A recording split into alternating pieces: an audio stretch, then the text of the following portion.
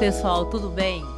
Mais um episódio do Psil, aquele podcast que te convida, né? Não é à toa que é o Psi de psicologia, mas também é um convite para a gente falar sobre saúde mental na prática. E a gente sabe que normalmente temos aí, né, dados que demonstram isso, né? Níveis de adoecimentos, doenças no corpo que representam a somatização combinadas com outros fatores, predisposição genética, sedentarismo, questões que já estão no próprio corpo, né? Associados às questões emocionais, né? E as pessoas normalmente vão pedir ajuda muito mais quando pega, quando vai para o limite, né? E hoje a gente vai falar muito sobre isso e especificamente sobre o coração, tá? Eu não posso deixar de dizer, né, que é importante que você nos prestigie, por favor, se possível, se inscrevendo no canal, curtindo. Isso sim mostra que você está usando esse conteúdo, que ele é relevante, ajuda a plataforma, inclusive, a compartilhar com mais pessoas, né? Compartilhe com aquelas pessoas que você entende que vão precisar desse conteúdo. E eu já vou falar aqui agora do convidado. É o Sidney Borges, né? Obrigada pela sua presença, Sidney. Uma Imagina. honra tê-lo aqui. Gente, ele é médico cardiologista. Daqui a pouco eu já passo a palavra para que ele se apresente melhor, porque ele é um super especialista. O que eu quero dizer? Meu conterrâneo de Minas Gerais, né? E eu participei de um programa de TV, numa bancada, compartilhando ali com o Sidney. Aprendi tanta coisa com ele, porque eu gosto de gente que fala na nossa língua.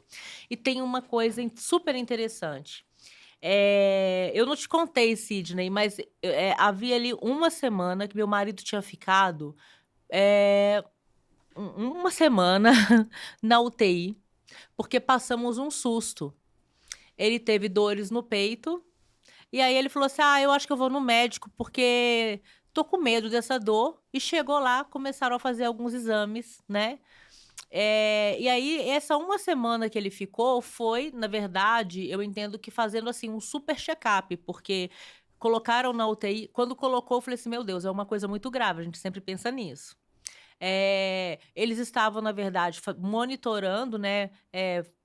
Tem exames que eles ficam fazendo de maneira repetida e foram fazendo outros exames.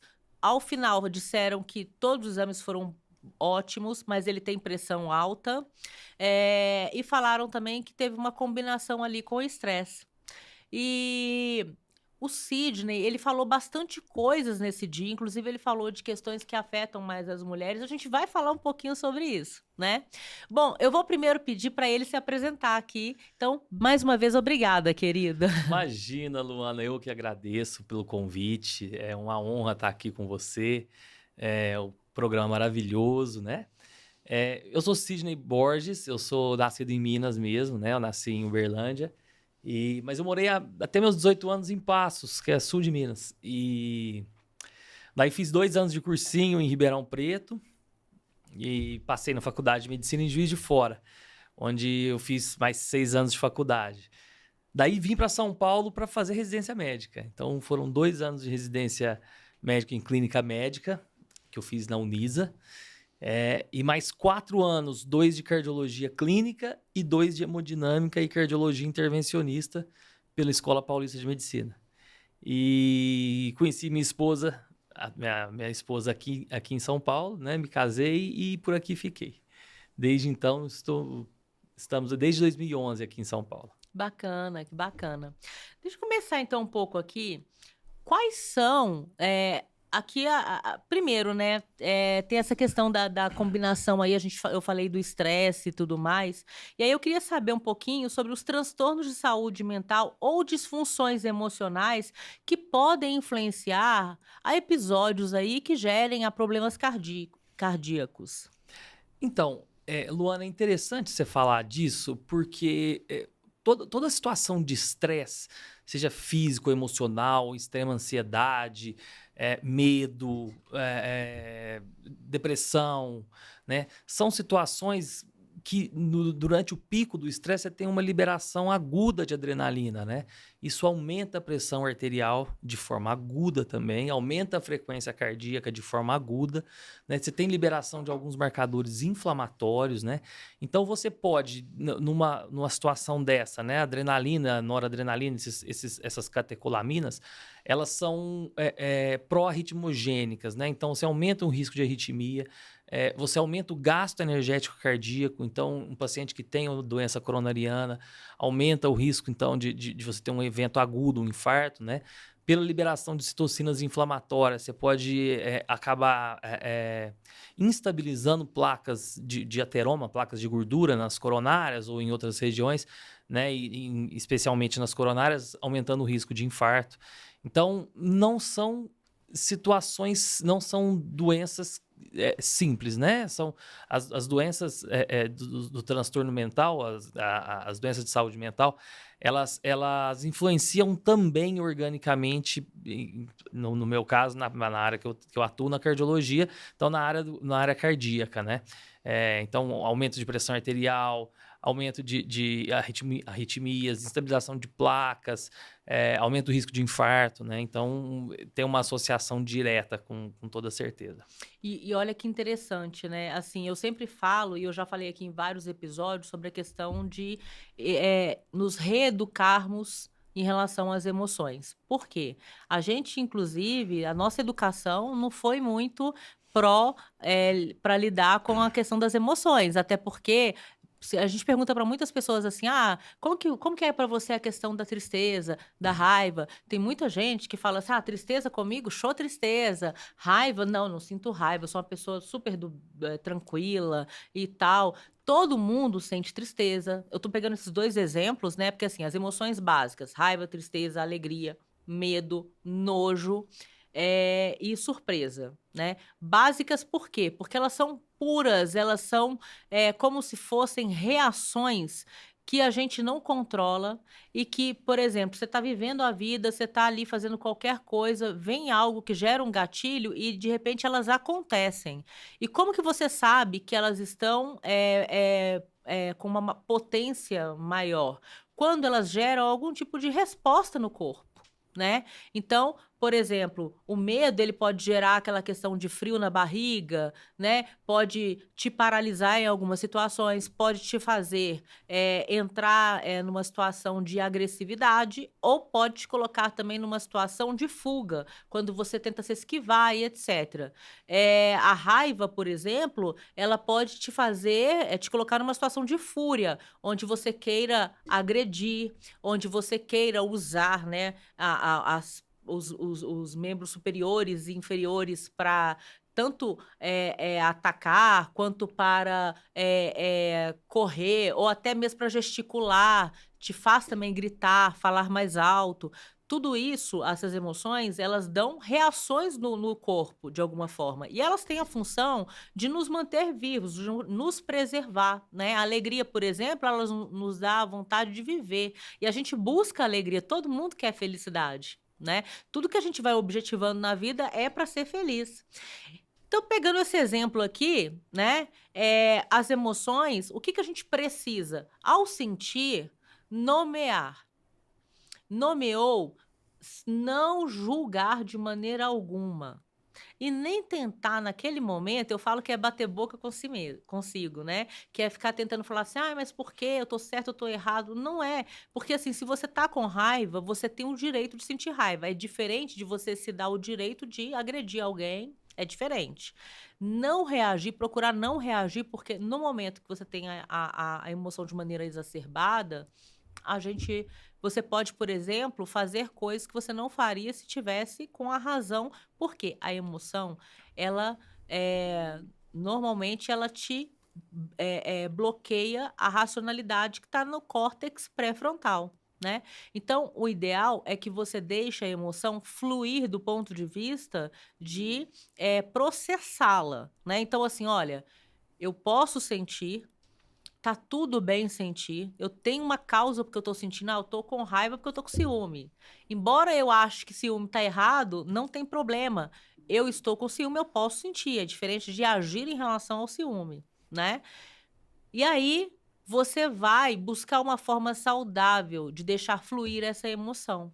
Então, por exemplo, em relação até aos fatores, né, que geram o estresse, né? Então, as pessoas estão sentindo raiva, estão sentindo frustrações, angústias no dia a dia, em função da guerra que é você ser adulto, por exemplo, ter boleto para pagar, ter nãos, ter o trabalho, ter coisa ali que você tem que negociar, que fica difícil, etc e tal. Então a gente tem muita emoção. O que que a gente pode fazer para lidar e dar vazão para essas emoções? Atividades que você, de fato, vai descarregando essa energia, né? E tem outras situações também que, assim, quando tá muito exacerbado, você vai descobrindo o que que funciona melhor para você. Tem gente que ó, eu vou ficar um pouco quieto, ou eu vou falar com alguém que eu tenho segurança emocional e eu vou conseguir me sentir amparado. Gente, por que que eu tô parando aqui, dando esse stop para falar sobre isso? Porque é super importante que a gente saiba lidar de maneira adequada com as nossas emoções. E tem muita gente que pensa que lidar com a emoção é engolir ou é fingir que não está acontecendo. E é isso que faz acumular. E chega uma hora que você já nem consegue mais sentir o que está acontecendo. Por isso que muita gente, e aí eu já vi muito isso, principalmente no trabalho, né? As pessoas falam muito assim, nossa, doutora, não estava acontecendo nada comigo, assim, não teve nada e de repente eu tive um apagão. Ou meu marido que falou assim, nossa, de repente eu estava com uma dor muito forte no peito. E aí, ao final, quando o cardiologista chegou para falar assim, olha, isso aí é estresse, hein? É estresse. Aí ele falou duas coisas, que você também falou no programa. Ele falou assim, o frio, que muda, eu também quero depois que você fale um pouquinho sobre isso. Ele falou assim, o frio, o tempo mudou, então dá uma alteração, né, na questão. E o estresse. E aí que meu marido foi entender que tinha, como ele é do mercado financeiro, aconteceu lá uma mensagem sobre alteração no IOF, e isso sensibilizou muitos clientes e sensibilizou muito o universo, o ecossistema dele ali, e daria muito problema se de fato isso acontecesse. Então, veja, ele na hora, de pronto, ele não conseguiu conectar, porque está tão acostumado a lidar com a pressão que para ele foi assim, não tinha nada acontecendo, né? E aí me fala, normalmente, quando essas coisas acontecem, existe uma indicação para os pacientes para eles começarem também a buscar uma ajuda, seja psiquiátrica, com psicólogos, para... Como que é a aceitação? As pessoas buscam depois disso? Muito interessante você falar disso também, Luana, porque veja, eu até comentei, até conversei contigo no dia, né? Eu tinha estudado e vi que a prevalência dos transtornos de saúde mental no Brasil era em torno de 54%. Você falou, Sidney, é mais. É maior, não é só 54%, não. E veja, hoje em dia, nós, como profissionais de saúde, como médicos, a gente vai ter que absorver uma quantidade desses pacientes. Nós vamos ter que tratar um pouco desses pacientes. Então, a gente tem que ter uma noção muito clara de algumas dessas patologias. Obviamente, quando a situação fica mais complexa, né, quadros mais graves, de psicose, etc., a gente vai acabar encaminhando pro psiquiatra, né? Mas a gente vai ter que dar um suporte inicial, porque esse paciente ele faz parte da nossa rotina. Ainda mais morando em São Paulo, né? Que o nível de estresse está sempre exacerbado.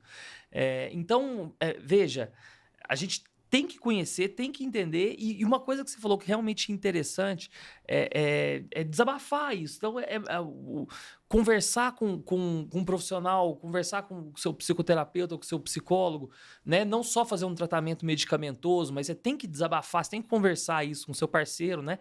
Porque esse acúmulo, ele vai gerando, como eu te falei, um estado pró-adrenérgico crônico, né? Liberação crônica de adrenalina. frequência cardíaca cronicamente O alta. cortisol também influencia? Você falou de inflamação. Sim, exatamente. Cortisol são os hormônios contra-insulínicos que a gente fala, né? Então, essas são situações, né, que geram, sim, um transtorno cardíaco, né? E veja, tanto a curto prazo quanto a longo prazo, né? É o que você falou, você aumenta a pressão arterial, aumenta a frequência cardíaca.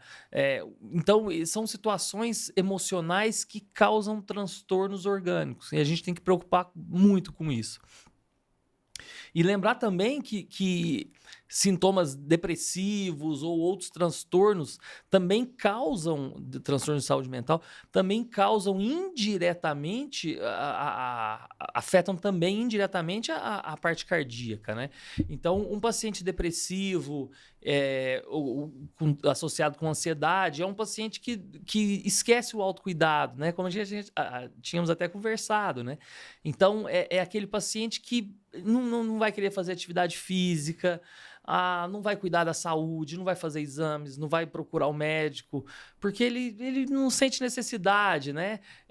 Ou aquele paciente que também tem anedonia, né? Que é indiferença às emoções, né?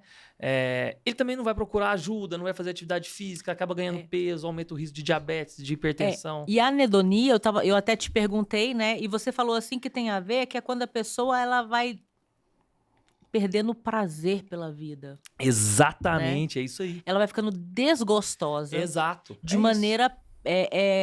assim, não é aquela situação, gente, que assim, todo mundo tem um dia que você fala assim, hoje eu não quero nada.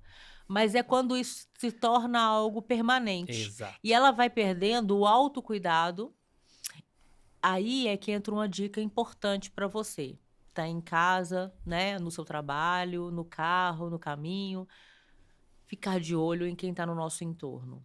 A gente fala muito, quando chega o Setembro Amarelo, né, que são o risco das autolesões, né, as pessoas que podem fazer algo com a própria vida, a gente fala muito assim, olha, se você precisar, aí vem aquele monte de mensagem, se você precisar de algo, eu estou por aqui, pode contar comigo. Gente, às vezes a pessoa, se ela está nessa situação, ela não vai pedir ajuda. Não vai. Né? Ela tá sem força, ela não tá acreditando nem nela, ela não vai acreditar em ninguém. E ela, sabe, e às vezes também ela tá se sentindo julgada, ela não vai entender que ela tem apoio. E aí uma coisa que é super importante é a gente se atentar aos detalhes. A gente observar o comportamento. Então, por exemplo, aquela pessoa que antes ela se cuidava, antes ela gostava de fazer um café da tarde, uma atividade, de repente ela perdeu aquele gosto. Aquela pessoa que sempre tinha ali plantinha, você vai na casa dela, a planta dela tá tudo seca. Principalmente, vamos olhar para os avós, né? Para aquelas pessoas que estão sozinhas, né? Perto de festas de fim de ano, que são aquelas mais críticas, onde bate aqueles gatilhos do tipo, nossa, cadê minha família? Quem me ama, né? Então, a gente tem que ficar atento, porque isso tem a ver também com o nosso compromisso, né, emocional com as pessoas que a gente ama. Porque... existem frases clichês do tipo, conta comigo, me chama, e depois que acontece, fala assim, nossa, mas olha, ela nunca me pediu ajuda. E assim, a gente tem coisas que são óbvias, estão ali sendo ditas o tempo todo, só que não com a boca, né? Então, a gente tem que se atentar e a gente tem que buscar ajudar. E tem uma coisa interessante também, que eu acho que cabe a gente falar aqui, que é o seguinte... quando a gente olha aqui um pouco para as neurociências, inclusive, quando a pessoa ela vai degringolando, né? Ela vai entrando no nível alto de estresse, é muito comum que o cérebro ele comece a buscar vias, ele vai buscando sempre formas de dopamina, né? Se essa pessoa ela tem uma rotina saudável. Então, por exemplo, eu falo aqui olha, por que eu falo aqui, né, saúde mental na prática? Para a gente simplificar. Quando eu falo dos pilares, pensa aí, desenha num papelzinho caixinhas. E fala assim, essa caixinha aqui, olha, é do meu corpo, essa outra, e do meu corpo eu vou quebrar. Tem alimentação, né? Tem uma outra parte que é de atividade, tem uma outra aqui, olha, que é das emoções, como é que eu tô lidando com os meus sentimentos, Se eu me conheço, se eu sei aquilo que me fere, aquilo que me faz feliz, se hoje eu me blindo, né? Se eu busco situações e pessoas que podem me trazer sentimentos interessantes, ou se eu estou entrando em ciladas, até porque eu não escolho, porque eu estou negligenciando, se as pessoas estão me conduzindo. Sabe quando você está no meio da multidão e de repente você olha e você fala assim, gente, eu estou longe, mas você nem percebeu, a multidão te levou? A gente tem que parar, é uma parada técnica mesmo, para você olhar, se olhar no espelho.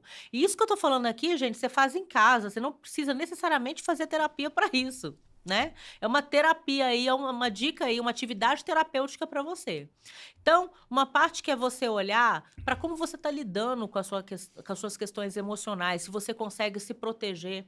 Porque quando você, por exemplo, sabe aquilo que é sua fraqueza, aquilo que é sua força, aquilo que te gera, que te coloca em fragilidade, aquilo que tem a ver com as suas ambições, você vai pensando em estratégias para se proteger, estratégias para que você possa usar melhor aquilo que é bom, para que você também não passe da linha, para que não entre na soberba, ou para que você pense que você tá demais, que você já virou poderoso demais, e aí você caia também por isso, né?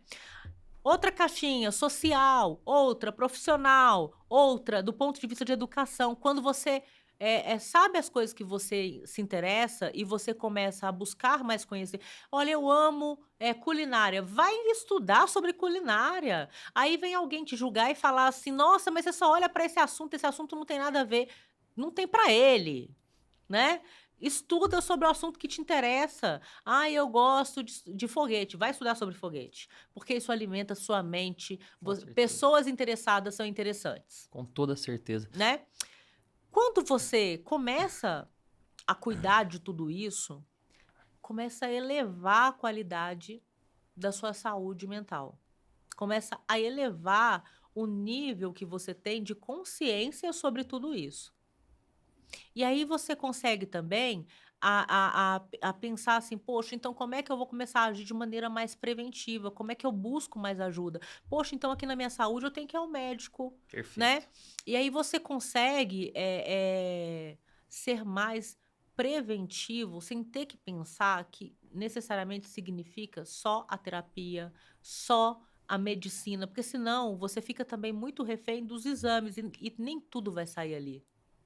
Não é verdade? Justo. Perfeito. E aí eu estava falando sobre o cérebro, né? Quando você tem uma rotina saudável, naquele momento que você fica um pouco mais fragilizado, vamos pensar assim, a vida, gente, tem altos e baixos para todo mundo. Aconteceu algo que é super frustrante, teve uma perda, né? Alguma questão assim, você vai cair no momento de tristeza, etc. O seu cérebro, ele vai começar a te dar vontade de fazer aquilo que tem a ver com os hábitos saudáveis. Ele vai puxar isso. Se você não tem uma rotina saudável, ele vai começar a puxar o que você tem de repertório, ou seja, de memória, relacionada ao que dá prazer. E aí é que entra. Para quem tem vício, vai ser vício. Então, por exemplo, vocês já repararam pessoas que têm compulsão alimentar? No momento em que dá uma bad, assim, a pessoa vai para o açúcar, começa fritura, tudo aquilo que por exemplo, o efeito do. Eu já recebi aqui uma endócrino que ela falou que o efeito da gordura e do açúcar no cérebro é equivalente ao da cocaína, Com toda certeza. em dose Com menor, toda certeza. mas é uma bomba de dopamina. Tem pessoas viciadas em chocolate. E a pessoa sente dor de cabeça quando não come. Exatamente. Sente loucura, estresse. Exatamente. Hoje, a questão dos jogos de azar também é dopaminérgico, né? As próprias redes sociais que vão gerando ali, olha, incentivos e são de curto prazo e tem muita luzinha, tem muita coisa e é rapidinho, daqui a pouco vem o próximo. E essa sensação de próximo, próximo também dá essa sensação de prazer, porque a dopamina, ela dá realmente isso, ó, o prazer e a motivação, né? Então, o nosso cérebro, ele vai buscar aquilo que você já experimentou que está no seu repertório. Quando a pessoa tá numa situação como essa e exacerba demais, ela vai inclusive começa a também atuar em outras áreas do cérebro dela, que são aquelas que vão pegar memórias ruins e piora o quadro da depressão, Perfeito. né. Perfeito. E aí, gente, tá tudo conectado, acaba piorando, né, porque aí eu falei com ele assim: "Mas qual que é a conexão disso com o coração?" Aí eu te passo a palavra. Por Então, que que tem conexão? então, exato. E veja, só voltando um aspecto que você falou, existe ainda muito preconceito em relação aos transtornos de saúde mental. Então, às vezes, você conversa com o paciente, você tem que ter muito tato, até para conversar com ele, para sugerir um tratamento, seja ele medicamentoso ou não, porque ele fala: não, doutor, mas eu não tô louco, eu não sou doido.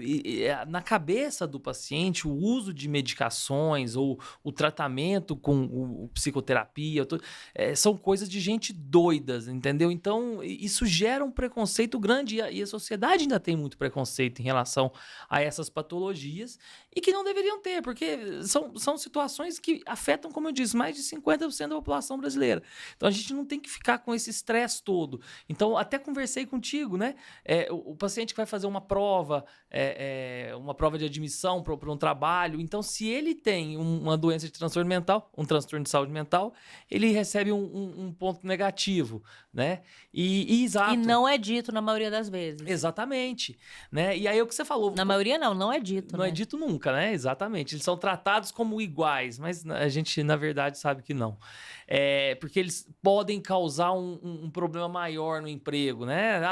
Imagina se ele tem uma crise, falta e etc. Coisas que a gente, né, não deveria pensar dessa forma, porque são doenças e são tratáveis então, eu acho que é mais por esse lado. E aí você me falou, e como que isso entra na parte cardíaca, né? E é isso que a gente tem que conversar. Veja, quando você perde essa sensação de autocuidado, você esquece da vida. Se você tem compulsão alimentar, você, como você falou, você vai querer comer mais ainda, chuta o pau da barraca, você sabe que está fazendo errado, você sabe que tem diabetes, que tem lipidemia, que é colesterol alto, sabe que tem hipertensão e vai continuar comendo do mesmo jeito, e você não vai procurar ajuda, como você mesma disse. É exatamente isso, precisa de alguém pegar essa pessoa e levar essa pessoa, né? Começar a trabalhar junto com ela, né? Leva ao profissional, leva para fazer atividade física, né?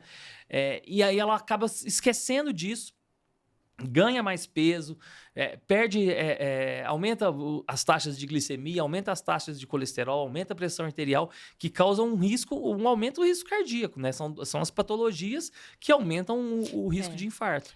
Chega naquele momento que a pessoa deixa pra lá. Exato, exatamente. E aí é um momento... gente, eu sempre falo assim, ó, seja para relações, seja para amizade, seja para o trabalho, seja para a nossa saúde, seja para o nosso autocuidado, existe aquele momento que a gente tem que temer, que ele não pode acontecer, que é aquele que você fala assim: quando foi que eu me perdi? Que eu soltei a minha mão, ou que eu soltei a mão do meu parceiro, ou que eu comecei a falar assim: agora eu vou fazer de qualquer jeito o meu trabalho. Exato. E é isso que acontece. E assim, às vezes, muitas vezes tem uma coisa chamada ganho secundário. As pessoas pensam assim: agora eu vou, tá tudo bem, tá garantido, deixa pra lá, também não quero saber mais, tá tudo bem. Não tá tudo bem. O que é ganho secundário? É você achar que não precisa mais fazer esforço e fazer uma boa parte, e cuidar, né? Entregar ali sua contrapartida. Por quê? Porque o principal prejudicado será você. Com certeza. Né? Então, a gente tem que se preocupar com isso. E aí tem uma questão emocional, sim, né? E aí... E até uma coisa interessante que eu esqueci de falar, né? Às vezes a gente chega no consultório, os benefícios da realização de atividade física, eles são imensos, né? Primeiro, ajuda a controlar os fatores de risco, né? Cardiovasculares, hipertensão, diabetes, colesterol, aumenta a liberação de citocinas, né? protetoras cardíacas, vamos dizer assim, né? Então, fatores vasodilatadores, né? Aumenta a liberação de endorfina, de dopamina. Então, é um paciente que é uma pessoa que, quando faz atividade física, ele tem a saúde cardíaca muito melhor do que quem não faz. E aí você tem outros ganhos, né? O ganho na parte psicológica mesmo, né? Então, liberando endorfina, liberando dopamina, você diminui a tensão, você diminui a ansiedade, diminui a depressão, você acaba tratando isso. Então, e aí a gente escuta muito do paciente, mas eu não gosto de atividade física. Tem diversos tipos diferentes de atividade física, gente. Tem boxe, tem Muay Thai, Taekwondo, tem corrida, futebol, natação, vôlei, basquete. Tem diversos tipos diferentes, musculação. Então, assim, você vai encontrar alguma coisa que você gosta. Não tem jeito de não encontrar. E tem uma outra questão também que é a seguinte. Principalmente quando a gente está instaurando um novo repertório, né, para o nosso padrão comportamental. Perfeito. O que é um padrão, gente? É aquilo que a gente faz no automático, né? E que acaba que... E aí tem uma coisa que é a seguinte. Às vezes, você entra no automático a dor do sedentarismo, porque vai doer no seu corpo, o sedentarismo vai doer. Ele vai trazer questões na saúde e ele vai te gerar ali problemas, né?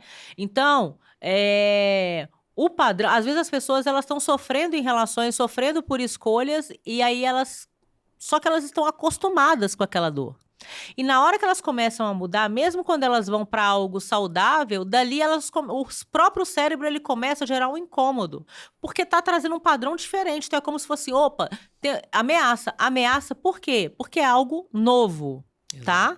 Então, requer o quê? Tempo, disposição e dedicação para instaurar um novo padrão, né? E isso daí, gente, é tão importante que, olha só, o ser humano, ele aprende por repetição.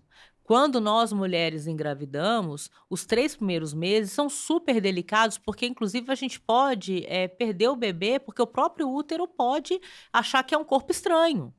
Então, a gente tem que entender, inclusive, aprender sobre isso, tá?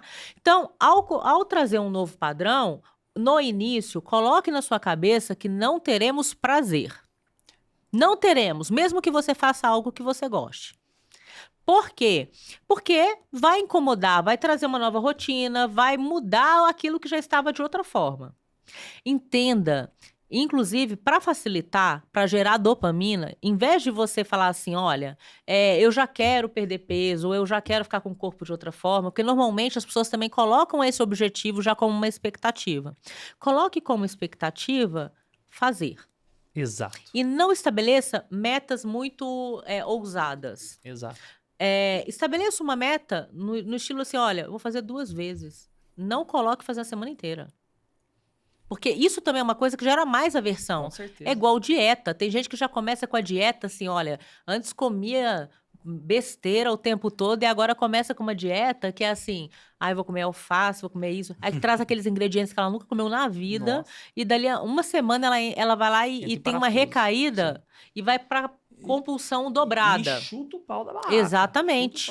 Tanto que o ideal é que nunca exista o corte de tudo que você comia. Você vai reduzindo aos poucos. E isso gera um transtorno, porque gera, como você falou, é uma resposta negativa. A pessoa já não gostava, vai gostar menos ainda. Exatamente, exatamente. Então, assim, coloque um novo modelo. Vai começar uma atividade física?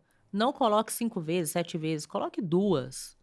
E em vez de colocar, olha, quero já ficar bonito, do jeito que eu gostaria, quero... Não coloque. Coloque assim, olha, vou fazer. Exato. Não vou me trair. O que é se trair? Se enganar, né? Hoje tá frio. Ou então assim, às vezes vai pra academia, faz 20 minutos, né? E aí... Porque depois você vai... Então assim, quando você fala não vou me trair, significa vou chegar, vou fazer direitinho, minha meta é execução. E aí, quando você fala que a sua meta é execução, você vai começar a sentir o retorno. Olha, eu fiz. E isso dá dopamina, então te dá a sensação de prazer e te dá o estímulo para fazer de novo. Justíssimo. Aos poucos, você começa também a sentir já necessidade de aumentar.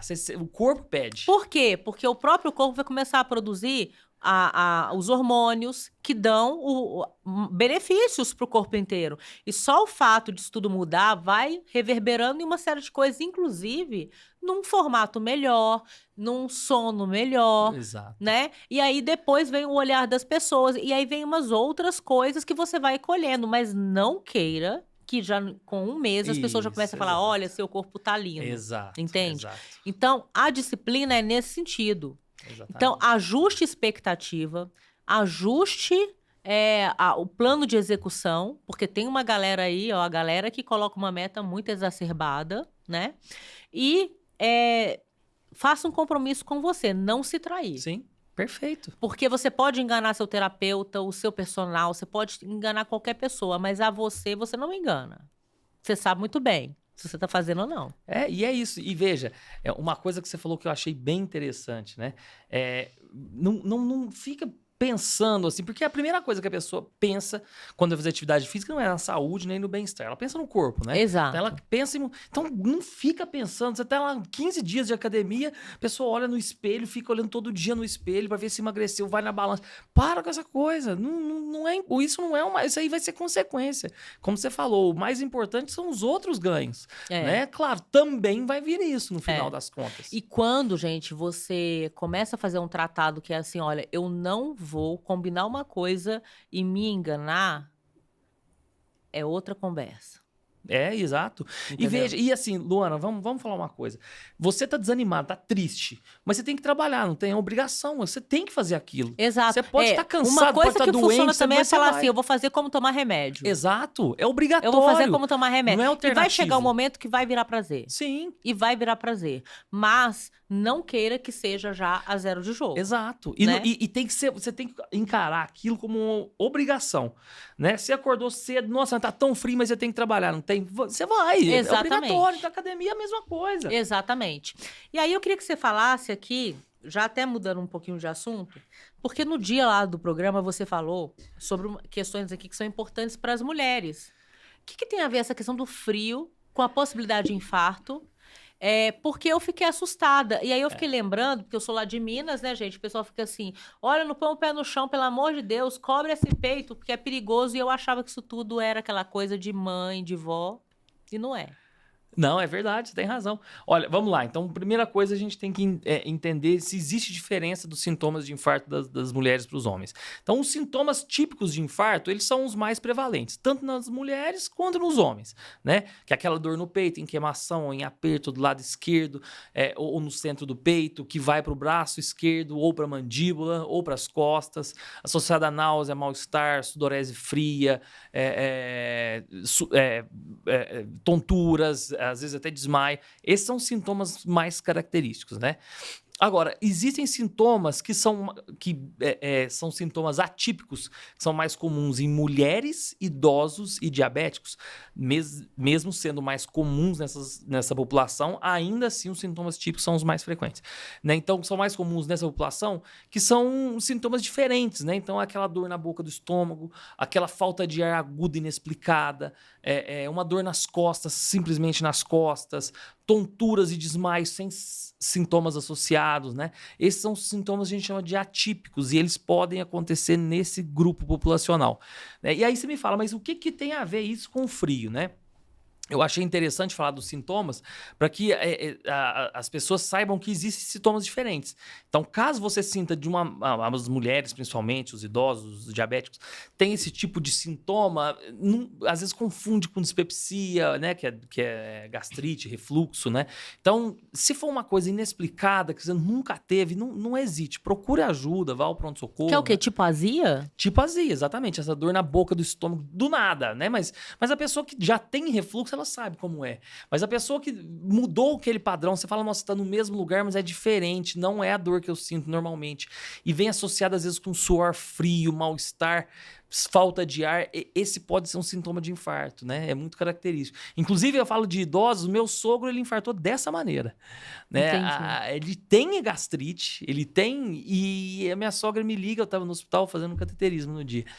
Sidney, olha, o seu sogro, ele tá com uma dor na boca do estômago. Eu falei, mas é diferente da dor que ele tem do refluxo. Eu falei, tá com suor frio, mal-estar. Eu falei, pode levar pro pronto-socorro que ele tá infartando.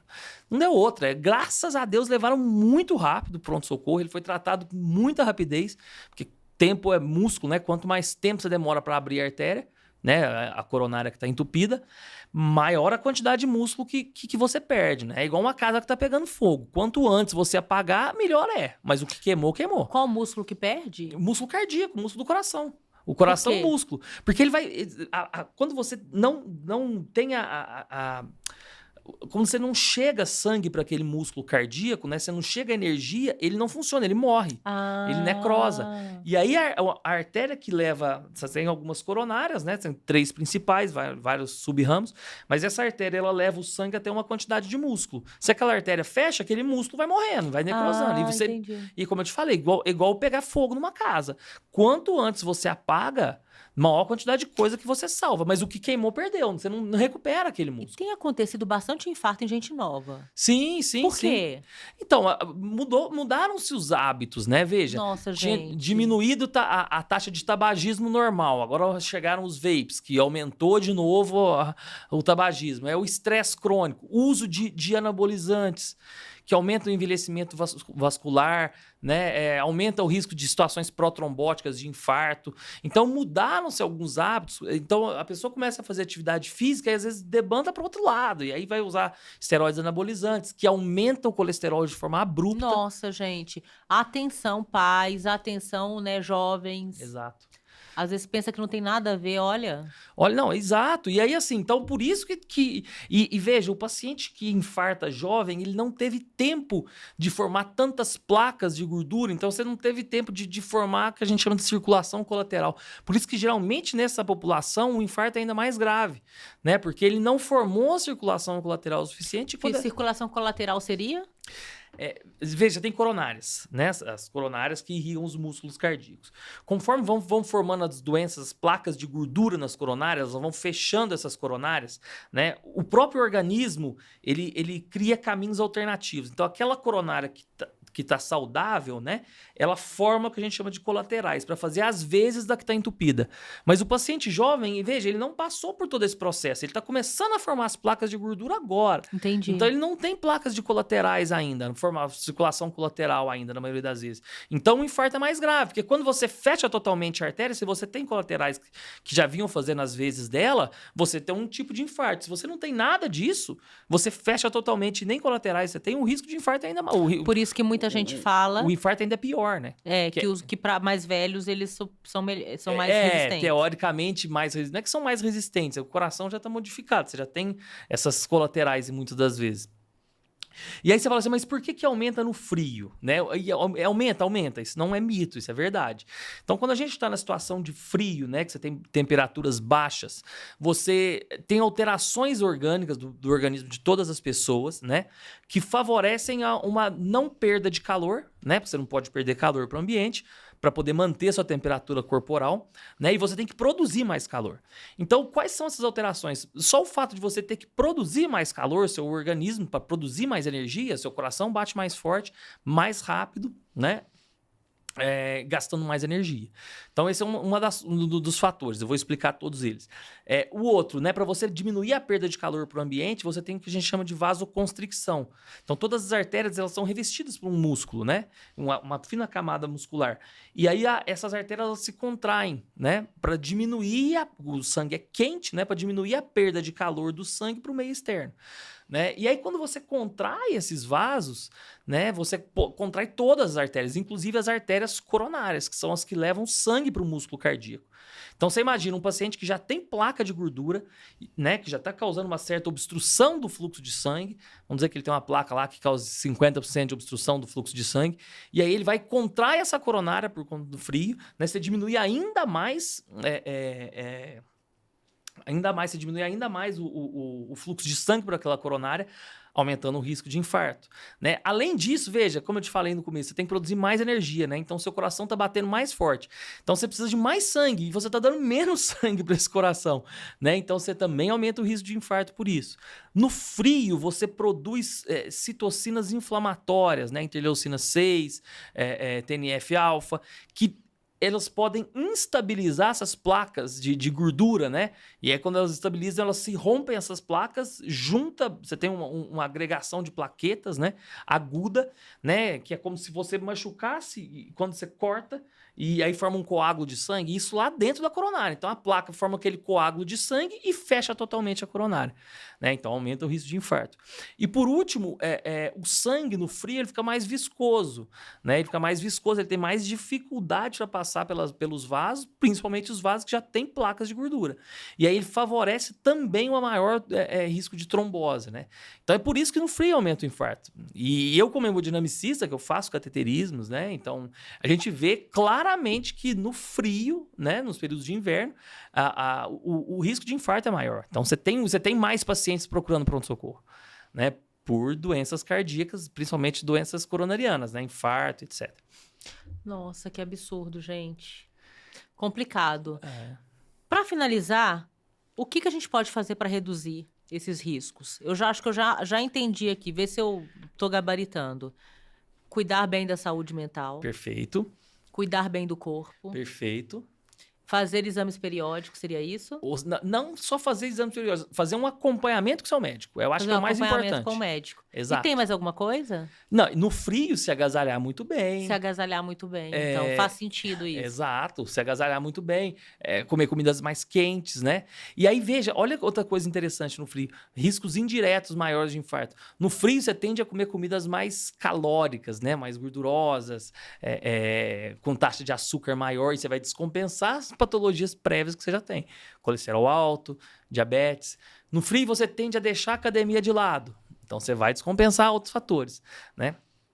E tem uma coisa, assim, que a gente tem que tomar muito cuidado, é que tem pacientes, né? Isso claro, é uma raridade, mas tem pacientes... Eu falo isso porque caso você ouvinte, seja um paciente que tem essa patologia, que a gente chama de angina vasoespástica, né? Que às vezes o espasmo, né? Como eu falei, essas coronárias, elas se contraem, as artérias do corpo todo, e as coronárias, elas têm uma contração tão importante em determinados pacientes, né?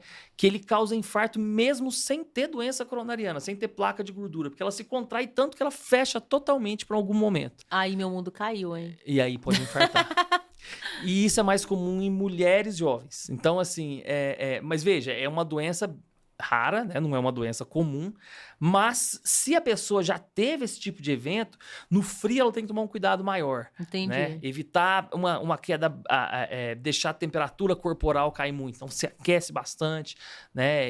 Evitar de pegar, às vezes pega em coisas geladas, né? Vai tomar banho, tirar a roupa, aquele frio, e pode acontecer. Então, a gente tem que tomar muito cuidado nessas situações. Maravilha. Olha, eu quero te agradecer pelo seu tempo, pelo tanto de conhecimento e pelo quanto que a gente consegue conectar, né, essa questão do corpo com a mente e do quanto também que a gente pode pensar que existem ferramentas para a gente prevenir. Você vê, é verdade, Luana. Eu que agradeço, foi excelente, foi um papo muito bom. Eu acho que os transtornos de saúde mental, eles têm que ser conversados. Eu acho que o seu programa é maravilhoso. Obrigada, você informa muito bem e você faz um bem danado para a população. Parabéns. Obrigada. Valeu pela parceria. A gente volta aqui para falar de mais temas, né? Por favor, fico à disposição. É um prazer imenso estar aqui com você. Obrigada. Pessoal, beijo. Não esqueçam, então, de colocar em comentários perguntas que vier depois o doutor responde para vocês. Até a próxima. Até. Um beijo, pessoal. Foi um prazer estar aqui com vocês.